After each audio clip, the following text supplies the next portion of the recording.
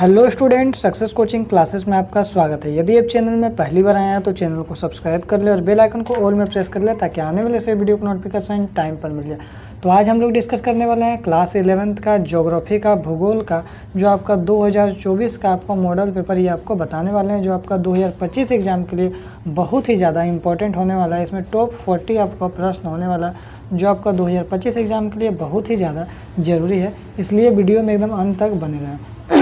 चलिए, तो देखिए सबसे पहला क्वेश्चन यहाँ पर क्या बोला है, जो भौगोलिक अध्ययन के क्रमबद्ध उपागम को किस भूगोलवेत्ता ने प्रवर्तित किया है। तो याद रखिएगा, इसका राइट आंसर हो जाएगा अलेक्जेंडर वॉन हम्बोल्ट ने किया। ऑप्शन नंबर ए हो जाएगा बिल्कुल राइट आंसर। आगे देखते हैं दूसरा क्वेश्चन क्या बोला है, निम्नलिखित में से कौन सा विषय कालिक संश्लेषण करता है। तो याद रखिएगा कौन सा विषय कालिक संश्लेषण करता है, तो याद रखिए इतिहास करता है। ऑप्शन नंबर बी बिल्कुल राइट आंसर हो जाएगा। आगे देखते हैं तीसरा क्वेश्चन क्या बोल रहा है, जो पृथ्वी व सूर्य की औसत दूरी कितना है, मतलब पृथ्वी और सूर्य का एवरेज दूरी कितना है। तो याद रखिएगा 14,95,98,000 किलोमीटर है। ठीक है।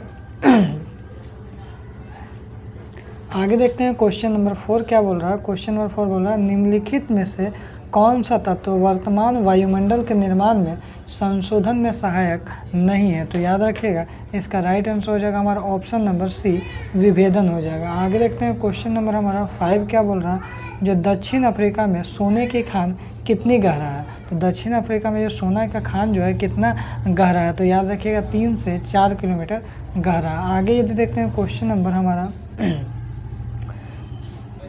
6 में क्या बोल रहा है, जो गुरुत्वाकर्षण बल ध्रुवों पर अधिक और भूमध्य रेखा पर कम क्यों होता है। तो याद रखिएगा इसका जो कारण है आपका पृथ्वी के आपका घूर्णन के कारण। ऑप्शन नंबर ए बिल्कुल राइट आंसर हो जाएगा।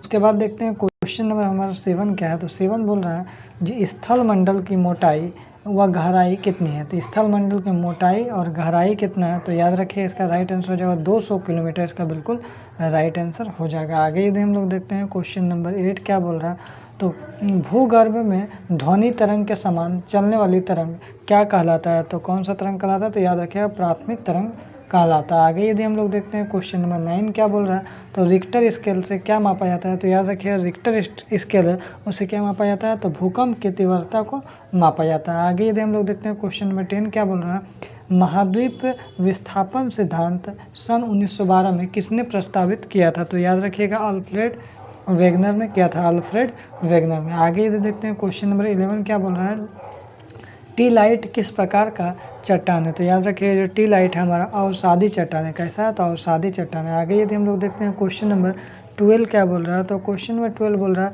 सागरीय अधा स्थल विस्तार की परिकल्पना किसने प्रस्तुत किया। तो याद रखिए इसका राइट आंसर हो जाएगा हमारा ऑप्शन नंबर है हैरी हैस हो जाएगा इसका राइट आंसर। आगे यदि देखते हैं 13 क्या बोल रहा है, पोलर फ्लेइंग बल निम्नलिखित में से किससे संबंधित है। तो याद रखिए इसका राइट आंसर हो जाएगा पृथ्वी का आपका घूर्णन, राइट आंसर हो जाएगा। आगे यदि हम लोग देखते हैं क्वेश्चन नंबर 14 क्या बोल रहा है, निम्नलिखित में से कौन सा एक अनुक्रमिक प्रक्रिया। तो अनु जो क्रमिक प्रक्रिया है तो इसमें कौन सा है, तो याद रखिएगा पटल जो आपका पटल विरूपणी जो है ये हमारा क्या अनुक्रमिक प्रक्रिया। आगे देखते हैं क्वेश्चन नंबर 15 क्या बोल रहा है, निम्नलिखित में से किन प्रदेशों में रासायनिक अपक्षय प्रक्रिया यांत्रिक अपक्षय प्रक्रिया की अपेक्षा अधिक शक्तिशाली होती है। तो कौन सा प्रदेश में होता है, तो याद रखिए इसका राइट आंसर हो जाएगा आपका चूना पत्थर प्रदेश में होता है। आगे यदि हम लोग देखते हैं क्वेश्चन नंबर 16 क्या बोला, जो निम्नलिखित में से कितनी ऊंचाई पर ऑक्सीजन की मात्रा नगण्य हो जाता है, मतलब कम हो जाता है। तो याद रखिएगा आपको 120 किलोमीटर की ऊंचाई पर जैसे जाइएगा तो ऑक्सीजन की मात्रा क्या होगा,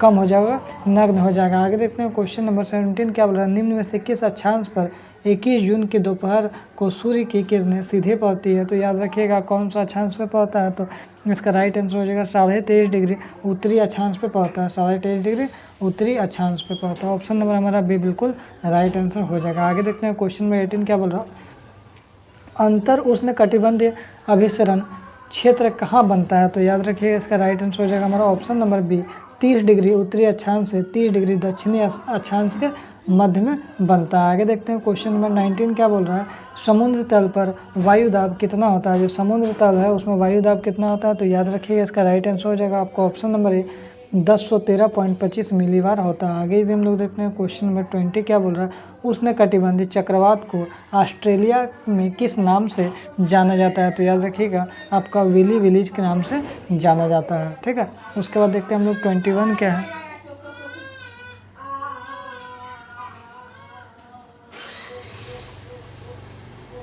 देखिए 21 यहाँ पर हमारा क्वेश्चन क्या बोला है, तो 21 यहाँ पर बोला हमारा निम्नलिखित प्रकार के बादलों में से आकाश में सबसे ऊंचा बादल कौन सा है? तो याद रखिए इसको हम लोग क्या बोलते हैं, पच्छाद मेघ हम लोग बोलते हैं। आगे यदि हम लोग देखते हैं क्वेश्चन नंबर हमारा 22 क्या बोल रहा है, तो 22 यहाँ पर बोल रहा है जो पृथ्वी के धरातल के निकट वायु का औसत वार्षिक तापमान कितना होता है? तो याद रखिएगा आपका 16 डिग्री सेल्सियस होता है। ठीक है, 16 डिग्री सेल्सियस। आगे यदि हम लोग देखते हैं क्वेश्चन नंबर 23 क्या बोल रहा है, जलवायु के वर्गीकरण से संबंधित कोपेन की पद्धति को व्यक्त किया जा सकता है? तो याद रखिए इसका राइट आंसर हो जाएगा हमारा ऑप्शन नंबर आपका डी हो जाएगा, आनुभाविक हो जाएगा। आगे देखते हैं क्वेश्चन नंबर 24 क्या बोल रहा है, सामान्यतः खुले महासागर की लवणता कितनी होती है? तो याद रखिएगा खुला जो महासागर उसमें 33 से 37% आपका लवणता पाया जाता है। आगे देखते हैं क्वेश्चन नंबर 25 क्या बोल रहा है, निम्न में से कौन सा सबसे छोटा महासागर है? तो ये भी आपका इंपॉर्टेंट क्वेश्चन है। सबसे छोटा महासागर क्या हो जाएगा,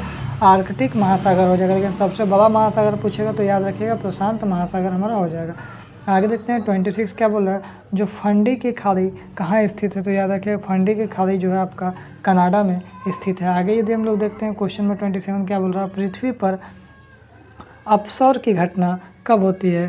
तो याद रखिएगा आपका 4 जुलाई को होता है, अपसौर की घटना होता है। आगे देखते हैं क्वेश्चन नंबर 28 क्या बोल रहा है, मानव आनुवांशिक रूप से किस प्रजाति से संबंधित रखता है? तो याद रखिएगा होमो, इसका हो जाएगा होमो सेपियन से संबंधित रखता है। आगे देखते हैं 29 क्या बोल रहा है, भारत की उत्तर से दक्षिण इसका वास्तविक दूरी कितना है? उत्तर से अगर दक्षिण जाना है भारत में तो इसका वास्तविक दूरी कितना है? तो याद रखिएगा 3214 किलोमीटर है। ठीक है, आगे यदि हम लोग देखते हैं क्वेश्चन में 30 क्या बोल रहा है, वर्तमान अनुमान के अनुसार पृथ्वी की आयु लगभग कितनी है? तो पृथ्वी की जो आयु है 46 करोड़ आपका वर्ष है। आगे देखते हैं क्वेश्चन में 31 क्या बोल रहा है, जो सिंधु गंगा ब्रह्मपुत्र में मैदानों में जलहोर की औसत गहराई कितनी होती है? तो याद रखिए इसका राइट आंसर हो जाएगा 1000 से 2000 आपका इस राइट आंसर हो जाएगा ऑप्शन नंबर ए हो जाएगा मीटर। आगे देखते हैं 32 क्या बोल रहा है, अंडमान और निकोबार को कौन सा जल क्षेत्र अलग करता है? तो याद रखिएगा 11 डिग्री चैनल अलग करता है। आगे देखते हैं 32 क्वेश्चन क्या बोल रहा है,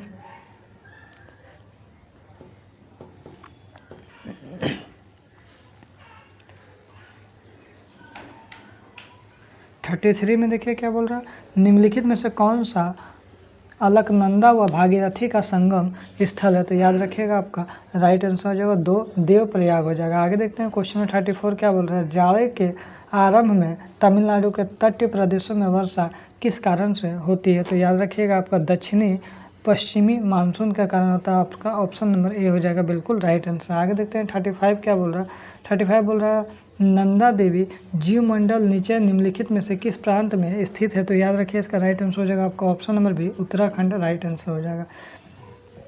आगे देखिए वन नीति के अनुसार वर्तमान में निम्नलिखित में से कितना प्रतिशत क्षेत्र वनों से अधीन होना चाहिए? तो याद रखिएगा इसका राइट आंसर हो जाएगा हमारा ऑप्शन नंबर ए 33% होना चाहिए। आगे देखते हैं 37 क्वेश्चन क्या बोला, सुनामी का अर्थ क्या निकलता है? जो हमारा सुनामी है उसका अर्थ क्या निकलता है, अंतर सागरीय भूकंप निकलता है। आगे देखते हैं 38 क्या बोला, इनमें से किस नदी में माजुली नदी द्वीप स्थित है? तो याद रखिए जो इसमें कौन सा है, तो ब्रह्मपुत्र में आपका राइट आंसर हो जाएगा ऑप्शन नंबर बी है, ब्रह्मपुत्र हो जाएगा। ठीक है, ब्रह्मपुत्र। आगे देखते हैं 39 क्वेश्चन क्या बोल रहा है, भारत में किस राज्य में आम्र वर्षा होती है? ये भी वेरी वेरी इंपॉर्टेंट है। तो याद रखिए केरल एवं तटीय कर्नाटक में आम्र वर्षा होता है। ये हमारा लास्ट क्वेश्चन है 40 का, निम्नलिखित में से कौन सी नदी बंगाल का शोक के नाम से जाना जाता है? तो ये हमारा वेरी वेरी इंपॉर्टेंट क्वेश्चन है एग्जाम के लिए। तो ये हमारा लास्ट क्वेश्चन है, बहुत ज़्यादा ही इंपॉर्टेंट है। तो याद रखिएगा दामोदर जो आपका नदी है उसको हम लोग बंगाल का शोक के नाम से जाना जाता है। तो यदि हमारा वीडियो आपको अच्छा लगा तो लाइक शेयर एंड सब्सक्राइब जरूर करें। फिर मिलते हैं इसी तरह से मोस्ट इंपॉर्टेंट वीडियो के साथ। Thank you so much.